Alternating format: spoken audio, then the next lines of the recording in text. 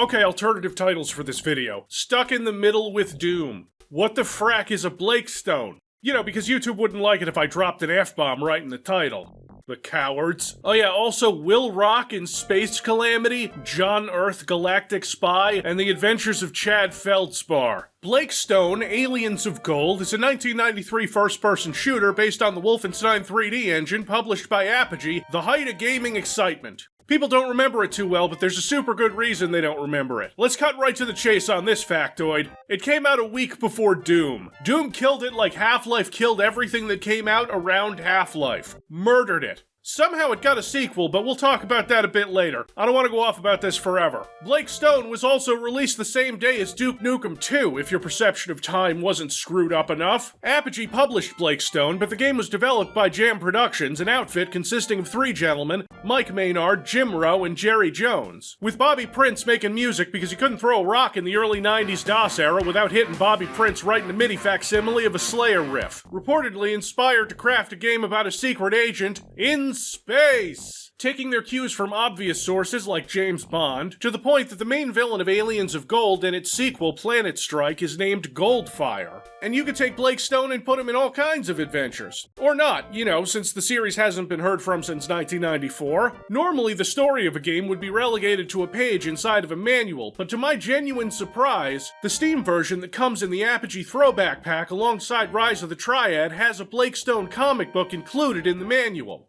Agent Stone was the first to hear the news from Ceylon. It was odd that such a peaceful place should suddenly become so violent. You see, Blakestone is from old London, meaning he's a wuss who doesn't worry about getting shot at the grocery store, bitch, coward, pussy, no balls. So Blakestone is on the phone with his mother because he's a good boy who calls his mother. Or his mother calls him when she's worried because she hasn't heard from his sister Sarah, who informs Blake, in what are likely her last breaths, that Dr. Pyrus Goldfire, a strange genetic engineer, has released a deadly experiment into the colony to test its effectiveness, and that he plans to invade Earth with mutants. With his AI companion, Reba, Dick Marble goes to investigate, and here I thought he was sent by Her Majesty's Secret Space Service. Thus begins an epic quest across 2 games to bring Dr. Goldfire to justice. With violence. It's finally time to answer the question, what the fuck is a Blakestone?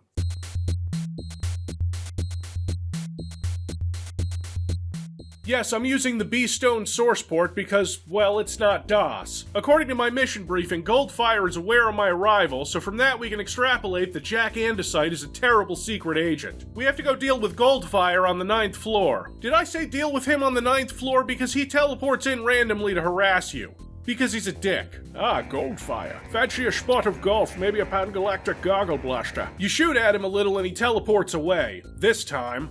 And dozens of other times during your playthrough. Blakestone has 6 episodes like Wolfenstein, so you expect it to have 60 levels. You'd be right, except where Wolfenstein had 1 secret level per episode, Blakestone has 2. So you've got 66 levels! That's not to say that Blakestone is a bad game, far from it. I actually think it's a better game than Wolfenstein 3D. It's packed with new features. You can even see some of them here. Floor and ceiling textures, enemy variety that goes beyond different colors of hit scanners. Hell, within a minute you'll see mutants with projectile attacks. They can't do anything to you because projectiles can't go through these force fields. Those force fields usually can be turned off by switches. This came out a week before Doom, and aside from not having an advanced engine that can do, height, it has many other things. You are still running around and grabbing keys. Blakestone has 5 different colored keys, but one of them is only for unlocking new floors at the elevator. That's the one you'll get towards the end of a stage, and the elevator, instead of going one way, lets you travel back and forth between any floor in the building that you've unlocked at any time. You don't need to do this. Progression is still linear, and there's no reason to go back to a floor you've already cleared, but the option is there. As a professional spy person, you'll also need to use more subtle tools to complete your mission, like contacting informants in the field. Not all of Goldfire's scientists are on board with the Invade Earth with Mutants plan. A shocking number of them are still on board with the Invade Earth with Mutants plan. An NPC, a friendly character that gives you information or some ammo or some food tokens for the vending machines that can be essential for getting some health back. Yeah, all these interactive elements that wouldn't be a mainstay in FPS games for at least another 5 years. I mean, yeah, it still has a lot of stuff from Wolfenstein, like treasure and points, which you'll be filling up mostly by finding secrets.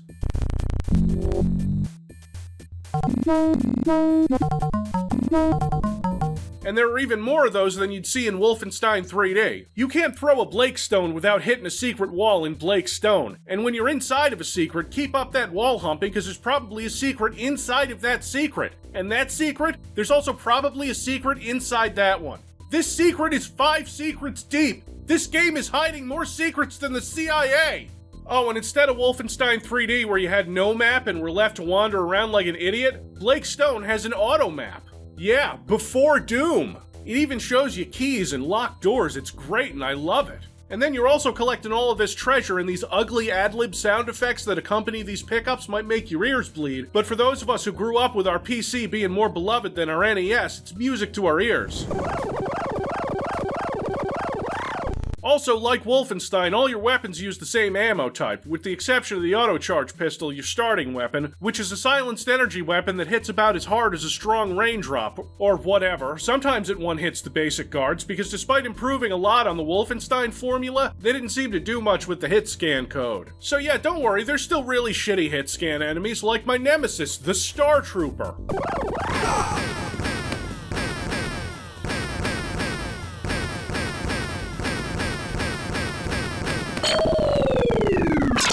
Who doesn't just show up in the Star Institute, he hangs around for the rest of this game and the next and is responsible for a significant number of my deaths. Imagine the SS officer from Wolfenstein, except once you shoot him, he screams something in English.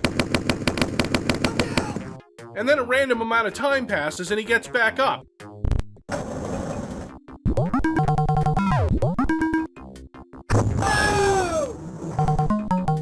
And you know how the hit scan math in the Wolfenstein engine is nonsense that I don't understand? Well, it still is, even in this game, and so a hit from this guy can either be a flesh wound or a death sentence. Like this right here, mid-range hit and 50% of my health disappears. Other enemies responsible for a good chunk of my deaths, the electrospheres. According to the informants, electrospheres can be a nuisance. Yeah, no shit.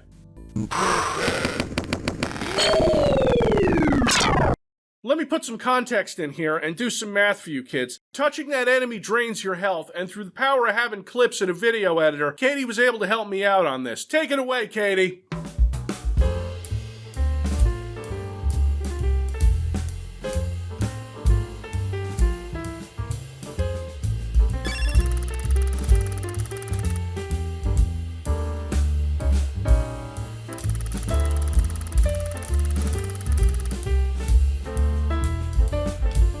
That's a lot of damage.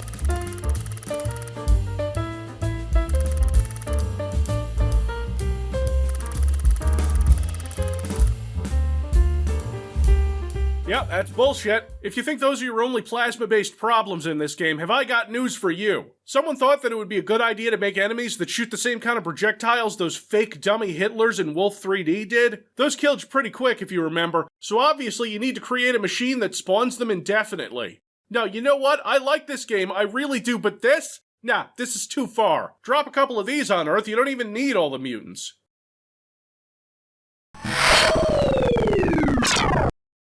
Where was I?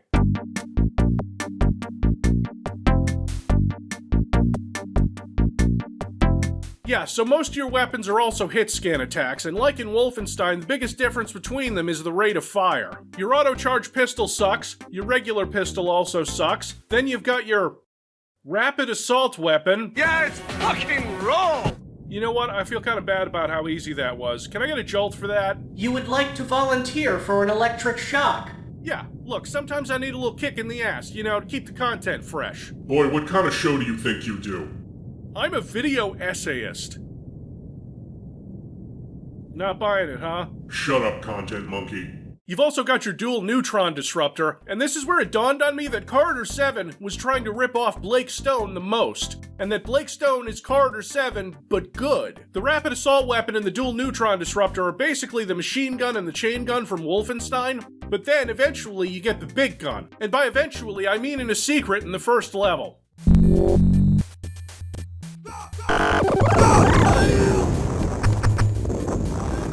a plasma discharge unit, a PDU, but a BFG by any other name. Sort of like a rapid-fire grenade launcher, it's my go-to weapon for the rest of the playthrough, as in 64 more levels. I missed one of the secret levels, I don't know where that is in episode 4, so you'll see a lot of it, is what I'm saying, and I have my reasons for doing this. Normally, the biggest weapon in your arsenal isn't practical because it eats through ammo or has splash damage.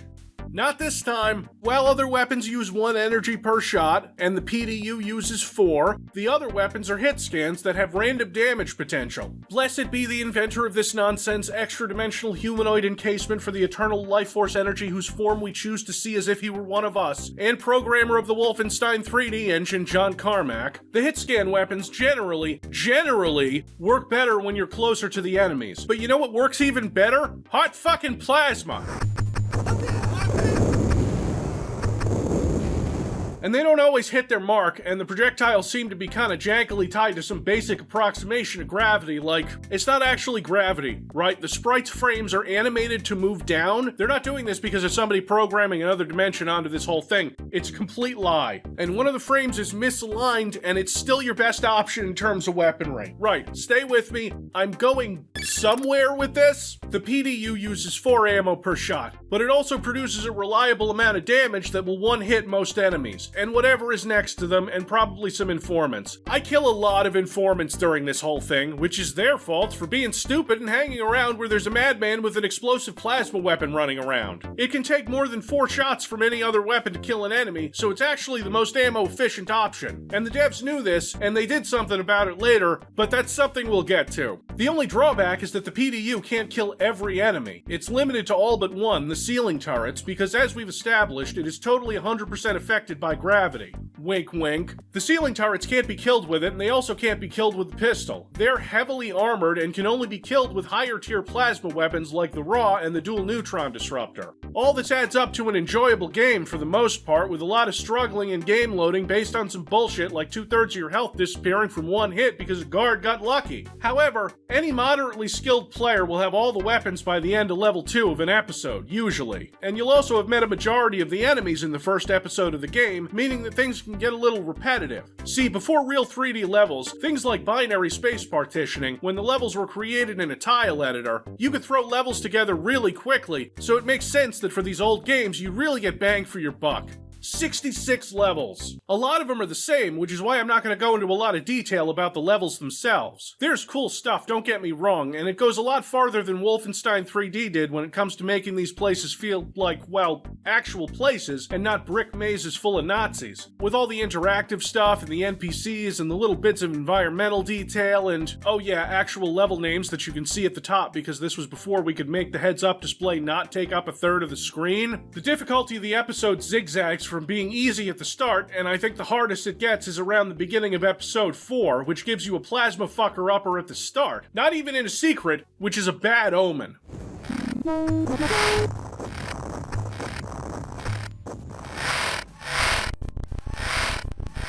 Jesus, I'm just trying to wall hump here. Give me a break. Episode 3 starts you off with your shitty pistols and then the ceiling turrets you can't destroy with the pistol. Have fun with that shit.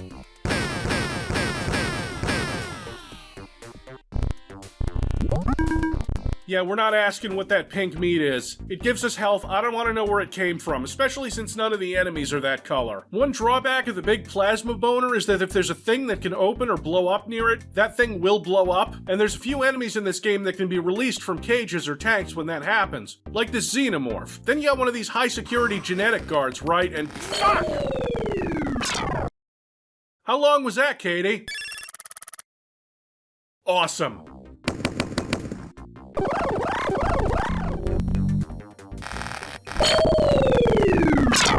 That was from full health, isn't that fun? Secrets in this game don't play around either, because they've usually got enemies inside them too, meaning you have to find them if you want 100% completion. Which I don't even ask. I didn't do 100% completion, and I still got 14 hours of Blake Stone footage to go through here. Here's something that blew me away. This informant. This isn't something that happened ever again in this game. The informant told me that hidden arenas can be accessed from this room, this completely nondescript hallway. And he was right, here's a secret. I wouldn't call this an arena though, maybe that's a typo. But there's another secret wall in this room that does have one enemy behind it, one of these exploding drones, so I guess maybe technically that's an arena? So this is all well and good, but gameplay is pretty much the same throughout each floor. Until...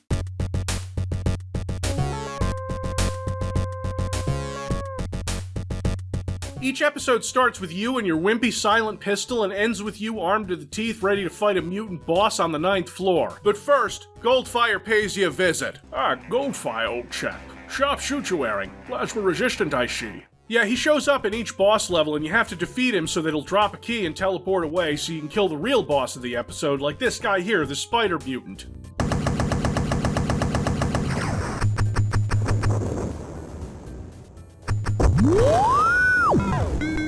Or this guy, the acid dragon.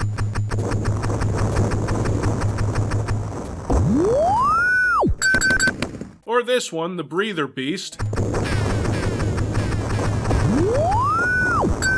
Or the cyborg warrior.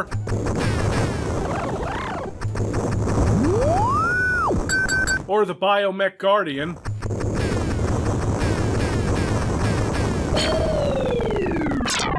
Okay. Suppose I could try a different strategy. Just kidding.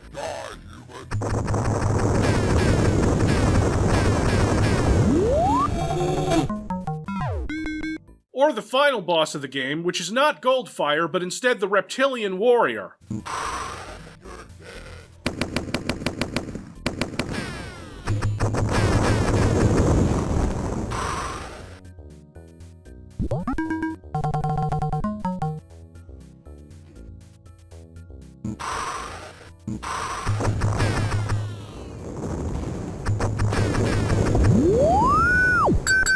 You do not kill Goldfire at the end of this game, which is kinda strange, right? Nope, he still drops a key, and at the end of each episode on Floor 9, you can usually find another red key and a secret that will unlock Floor 10, the second secret level of the episode. A totally optional thing you do after the boss is dead. And sometimes the red key isn't even in a secret. And one time there's a secret exit inside the secret level to take you from Secret Floor 2 to Secret Floor 1, and all you're really doing is grabbing treasure. So much treasure.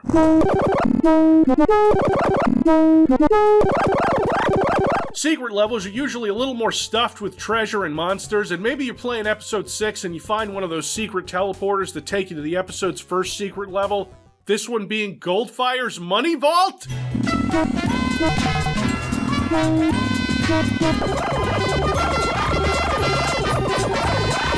Hell yeah, try funding a mutant invasion after I take all your gold, bitch.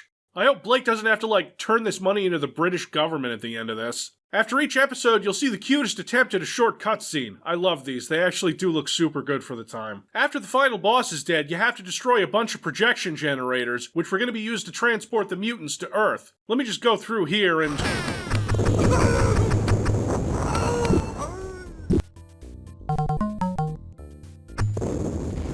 Oh, I ran out of ammo.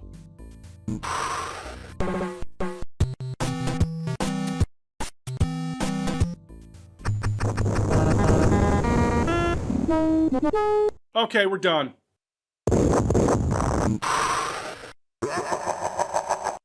Man, Apogee back in the day had the best presentation. Absolute kings. So that was Blake Stone Aliens of Gold. A pretty enjoyable romp. It probably would have been remembered better for pushing technology forward a bit. You know, if Doom hadn't come out a week later. According to an interview with Mike Maynard, Apogee wanted the game to have a bit more work and polish, so it was delayed, and, well, you see where that went. I want to add that it seems like there's no bad blood here and that Apogee treated Jam Productions well by all accounts I could find. I'd give it a solid 8 out of 10. It's good, I like it, though you shouldn't play it all at once. I did an episode a day and I still got kind of bored towards the end because like Wolf 3D, it's a mile wide, but not quite an inch deep. Wolf 3D was an inch deep. I'd give Blake Stone about 6 inches by comparison.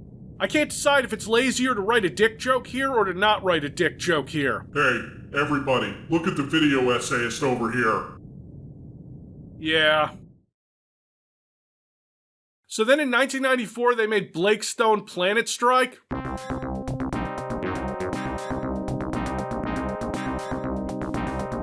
know, kinda like Spear of Destiny. It's shorter, like a third of the length. There's 24 levels in Planet Strike, and I can say that I played 21 of them. I miss the secret ones. It is, however, not quite like Spear of Destiny. It's not just new levels, it's new everything. Better graphics. Look at those redrawn weapon sprites. No, wait, that is definitely the hand sprite from Rise of the Triad. Better effects. The levels can now have different lighting. Wow. Higher resolution sprites for enemies, because they use the boss enemy sprites from Aliens of Gold for common enemies. What? A new weapon, the anti-plasma cannon. No full view auto map. Wait, what the fuck? Some of these changes are not for the better, like cloaked guards. Oh, sorry, informant dude, don't walk behind cloaked guards. It's not like you can't see them, alright? He's clearly there. All the enemies are basically the same, except reskinned to be more alien and renamed. Ah, yes, I too am a veteran of the tech wars. The body count keeps rising, and it's harder and harder to justify it. We're not the killers. They are. So Planet Strike is more or less the same, with updated visuals and slightly updated technology. So how could it be a worse game? Well, let's get the easy part out of the way. The level design is weaker, I think. And towards the end of the game, it feels like they're trying to get this thing out the door. Like they know the Blake Stone franchise doesn't have much of a future, which is a depressing thing. The last few levels before the final boss are tiny, almost perfunctory compared to the more sprawling and interesting ones that came before. And I would show you an overhead view of the whole map like I did in the previous game, but I can't, because you don't get one of those anymore. The whole auto map thing has been retooled and now sucks. You might see that you have a mini-map on the HUD there. Very cool, nice to have, but it's all you have for the map and you can't zoom out, so navigating these levels is more difficult than it was in the previous game. You can zoom in, and there's this extra bar on the side which is radar power. Yeah, power for the radar on your map because you can zoom in all the way and it'll show you where secret walls are. Cool, right? Yeah. Except while there were a million secrets in the previous game, there's like a quarter as many here, so they've introduced a mechanic that'll help you find something in the first game that was rewarding, and made sure that you not only find those things less, by a frustrating amount, but in order to find those rewarding things less, you need to find new pickups to power the radar that runs dry pretty quickly. To the point that you'll still be wall humping when that runs out, and you'll still, overall, be finding a lot less. You'll also see the level simplified somewhat, and the number of keys reduced, which would impact the amount of time you spend looking for stuff, except you crippled the fucking auto map so it actually takes longer in most cases. And to exit a level, you don't have to find a red key anymore, you have to pick up a bomb and plant it at a security cube, blowing that up, and now you can head to the exit teleporter and it gives you access to the next area. That's also not a bad idea, although it adds an extra step to leaving the level, okay? So 3 keys plus 1 bomb, plus going to the security cube, that's 5 things still, right? I don't know, maybe I was just really burned out on Blake Stone after playing over 60 levels of that last game and then going right into Planet Strike because it's different enough to talk about in a video, but not different enough to warrant its own video no matter how hungry the content vultures get. So that new weapon, the anti-plasma cannon, is an explosive plasma weapon like the P2U, except they don't pretend it's affected by gravity. It eats up twice the ammo and does even more damage. And that's cool, no complaints. But there was that issue I mentioned before where any smart player would use the more ammo-efficient non-hit scan weapons that one-hit most of the monsters. Well, the devs thought of a way to discourage that. See, the deterrent they implemented to stop you from using your most effective weapons was to make it so that the ammo pickups now explode if they're within range of it. You know, so now you waste more ammo if you're not careful. I see. Threatening to blow me up if I don't play your way. Well, guess what, Jam Productions? That doesn't deter me, because I don't negotiate with terrorists. Sorry, informants, game needed better balance. This whole thing feels a little rushed and unceremonious, if I'm being honest. There are new bosses, like the giant stalker, a recolor of a common enemy from Aliens of Gold, so you're reusing boss sprites as common enemies and common enemy sprites as bosses. Is that what I'm seeing? There's a boss every 5 levels, like in Spear of Destiny, and so the second one is actually something that you guys haven't seen before, and you'll barely see it now. See, there are bosses that aren't reused assets, like in Goldfire's Lair, where you fight the crawler beast, a fearsome giant rat.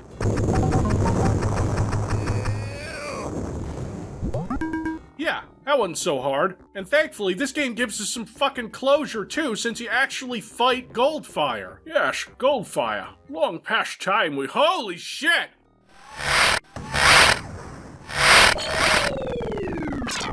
Oh, so Goldfire has the most effective attack in either of these games, just spamming energy at you in a pattern that's hard to avoid. But I know his one weakness, the weakness of all FPS bosses in these sophomore years of game design. Circle strafing.